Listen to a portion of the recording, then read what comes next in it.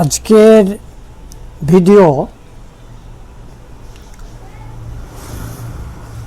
আমি এসি লাইনের যে লাগানো থাকে কম্পোনেন্টসগুলো এবং রেকটিফায়ার পর্যন্ত আমার আজকে এই ভিডিওতে বলবো। তাহলে পার্টসের পরিচিতিটা আমি করে দিই। তাহলে এটা হচ্ছে AC cord, main AC cord.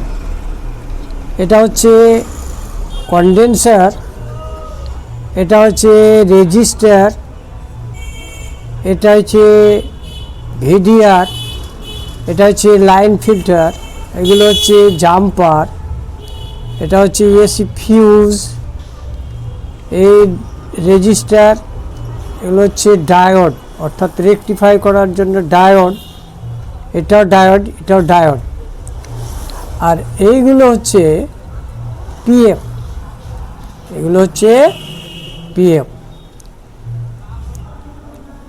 আর এটা হচ্ছে রেজিস্টার, আর এটা হচ্ছে ইলেকট্রোলাইটিক কন্ডেন্সার।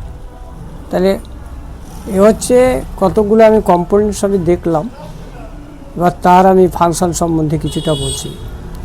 এসি লাইনটাকে এটাকে ফিল্টারেশন করে। এসি লাইনটা এটা একটা মেন পাওয়ার থেকে এখানে এসে টিভি লাইনে এসিটা ইনপুট হয় এসি কর্ড দিয়ে, অর্থাৎ ভোল্টেজ ডিপেন্ডেন্ট রেজিস্টার, মানে ভোল্টেজ যেরকম বাড়বে সেটা কভার করে এটা রেজিস্ট্যান্সটা দিয়ে ভেরিয়েশন কম বেশি এটা এসি ফিউজ দিয়ে কারেন্টটা ফ্লো করে আর রোধ করা। আর এই ডায়োড দিয়ে এসিটাকে ডিসি করা হয়, আর ডিসি করা হয়, আর ডিসি করার পর এটাকে করা হয় ফিল্টারেশন, অর্থাৎ ডিসিকে ফিল্টারেশন করে। এটা এসি শর্ট, ডিসি ওপেন, অর্থাৎ এসি লাইনকে পাস করবে আর ডিসি লাইনকে ব্লক করবে। এর ফাংশন হচ্ছে এসি লাইনকে পাস করবে, ডিসি লাইনকে শর্ট করবে, ক্লোজ করবে অর্থাৎ বন্ধ করবে। এই হচ্ছে এর ফাংশন। আমি কিভাবে এসি লাইনটা চেক করব সেটা সম্বন্ধে বলছি। তাহলে মাল্টিমিটার দিয়ে আমি এসি লাইনটা কিভাবে চেক করব সেটা আমি বলছি। প্রথমে এসি লাইনের এসি কর্ডটাকে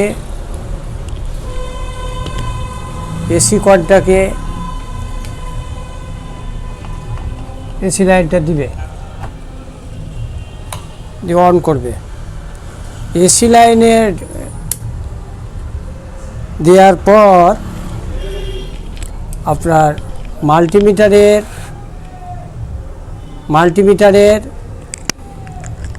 যে এসি লাইনের যে রেঞ্জ 750 ভোল্টের রেঞ্জে রাখলাম, আমি এসি ভোল্টেজটাকে আমি মাপছি। তাহলে কিভাবে মাপবো?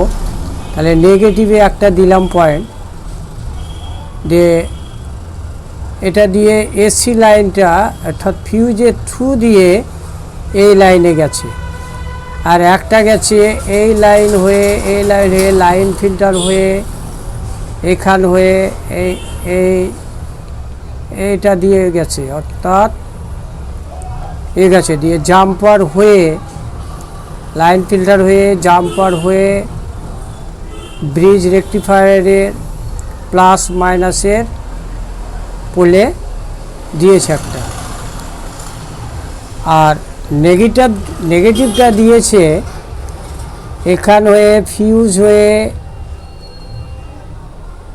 দিয়ে লাইন ফিল্টার হয়ে, এখানে দিয়ে প্লাস মাইনাস হয়ে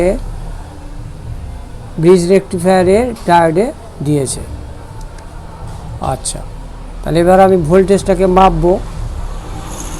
তাহলে মাপা যোগ নেগেটিভে রাখলাম, আর এটা পজিটিভ লাইনে রাখতে হবে। তাহলে কত আসছে 238 ভোল্ট থেকে 40 ভোল্ট। এই লাইনে আমি মাপতে মাপতে চলে যাব। এখানে ভোল্টেজ আসছে ঠিক আছে 135-34 আসছে, এখানে আসছে 235, এখানেও আসছে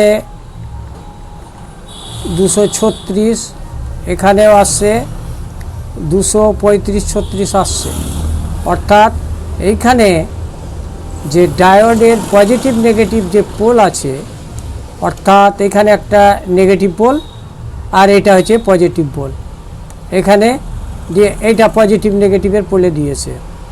এই জাম্পার হয়ে এখানে পজিটিভ নেগেটিভের পোলে দেওয়া হয়েছে। তাহলে এইটা হচ্ছে একটা গেল। আর